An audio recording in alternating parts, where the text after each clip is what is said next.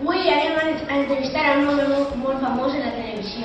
Joven, quin és el teu menjar favorit? Les aletes de pollastre, Honky Holiday, les rosquilles i les truites de porc. En què treballa vostè en aquests moments? En una central nuclear. Per què va decidir treballar en aquest central? Pues perquè de xicotet me vaig clavar 12 llapisos al nas i me va trastocar el cervell i no me van deixar entrar en un altre puesto. Té fills? Quants? 2 o 3, no ho sé molt bé. Com es diuen? Bartol, Lisa o Lassi i m'odio molt. Quants anys tens? 38 anys, encara que no parega. Quant medeix i quant pesa? Pese 35 quilograms i faig 1,69 m d'alçada. 135, perdó.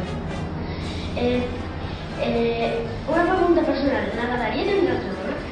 Sí, m'agrada tenir moltes dones.